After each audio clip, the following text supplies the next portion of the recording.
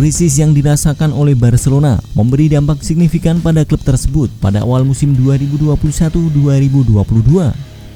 Klub yang bermarkas di Camp Nou itu gagal memperpanjang kontrak Lionel Messi yang kemudian hengkang ke PSG. Permasalahan finansial memaksa penjualan atau peminjaman pemain serta pemotongan gaji. Ronald Koeman yang mengisi pos pelatih utama pada awal musim hanya mampu bertahan hingga 28 Oktober.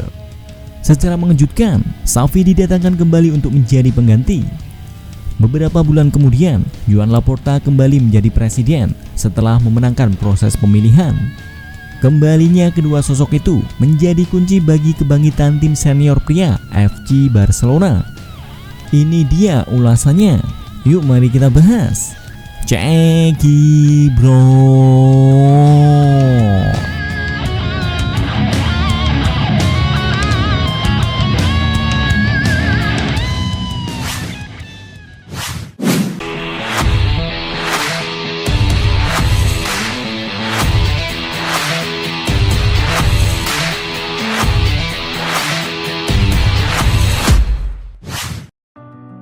Peningkatan yang perlahan namun pasti. Barcelona mencatatkan 4 kemenangan, 4 seri, dan 3 kekalahan dalam kompetisi La Liga saat Ronald Koeman masih menjabat sebagai pelatih. Catatan yang lebih mengkhawatirkan terlihat jelas dalam ajang Liga Champions. 2 kekalahan beruntun dalam kompetisi itu membuat peluang Barca lolos dari grup E semakin menipis. Pada akhirnya, kekalahan 0-1 dari Rayo Vallecano menjadi laga terakhir yang dijalani oleh Koeman sebagai pelatih Blaugrana.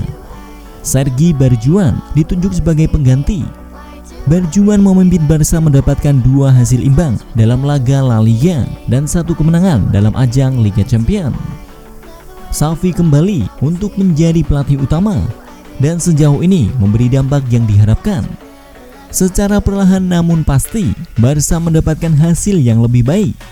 Dalam kompetisi La Liga, Sergio Busquets dan rekan-rekan mencatatkan 11 kemenangan, 4 kali seri, dan 1 kekalahan. Sejak Xavi menjadi pelatih, Barca mendapatkan 36 poin. Hanya tertinggal 1 poin dari Real Madrid, 37 poin dalam periode tersebut. Barca pada akhirnya tersingkir dari grup E Liga Champions dan harus turun ke Liga Eropa akibat finish di peringkat ketiga grup tersebut. Xavi sukses memimpin timnya menyingkirkan Napoli dan Galatasaray dan kini mencapai babak perempat final sebagai salah satu tim unggulan di kompetisi tersebut.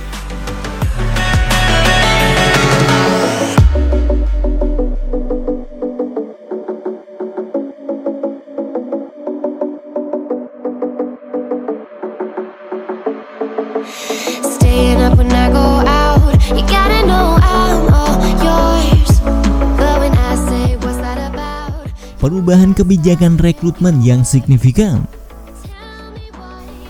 Krisis finansial yang berlangsung di Barcelona membuat kebijakan transfer mereka terus mendapat sorotan yang tinggi.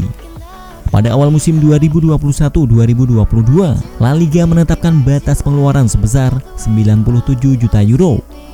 Nilai tersebut menurun secara signifikan dari musim sebelumnya dengan pengeluaran sebesar 284 juta euro. Batasan tersebut memberi hambatan dalam upaya mendatangkan pemain-pemain baru.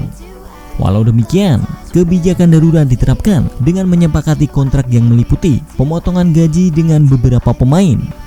Selain itu, terdapat beberapa pemain yang dilepas secara permanen, pinjaman, hingga dikembalikan demi mengurangi pengeluaran gaji. Yusuf Demir dikembalikan ke Rapid Wien. Miralem Pjanic dan Inaki Pena dipinjamkan ke Turki. Philippe Coutinho dipinjamkan ke Aston Villa dan Alec Collado ke Granada. Selain itu, kontrak Matheus Fernandes diputus lebih cepat. Konrad de la Fuente dijual ke Marseille. Jean-Claire Todibo ke Nice. Junior Firpo ke Leeds United. Sergio Akime ke Almeria. Carles Alena ke Getafe.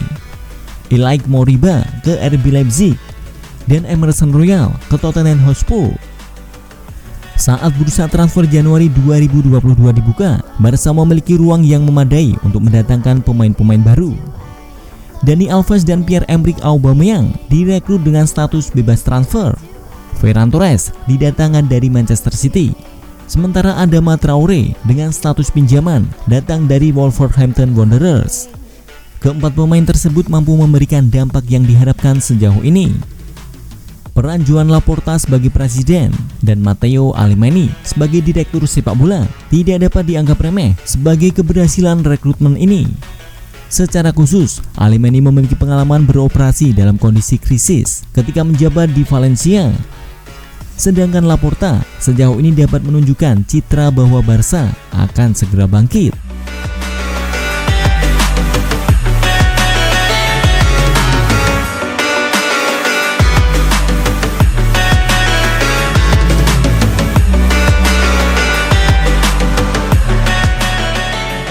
Keberhasilan memanfaatkan pemain generasi baru.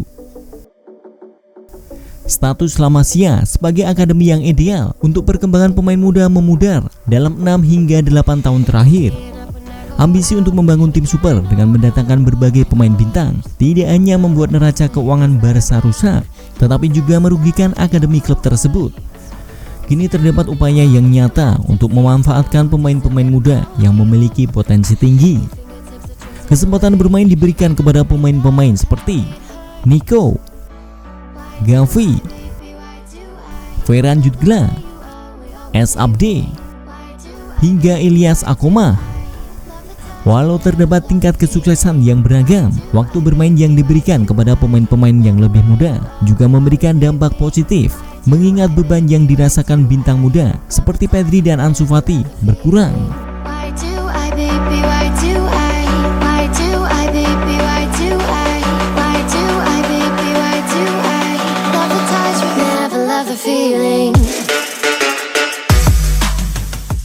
Xavi memberikan perubahan di dalam maupun di luar lapangan.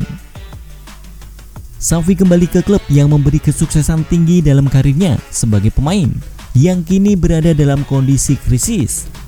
Krisis finansial hingga kepercayaan diri pemain-pemain kunci menjadi dua hambatan utama yang menyambut Xavi di Camp Nou. Krisis finansial bukan menjadi aspek yang dapat dikendalikan atau diakhiri oleh sang pelatih.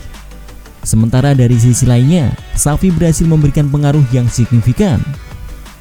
Hasil di dalam lapangan sudah terlihat jelas. Barcelona naik ke peringkat ketiga klasemen sementara La Liga dan dapat menutup musim di posisi 4 besar. Mereka juga lolos ke babak perempat final Liga Eropa, bahkan berkembang sebagai salah satu tim yang diunggulkan untuk meraih gelar juara. Perubahan filosofi yang terlihat minor menjadi salah satu penentu.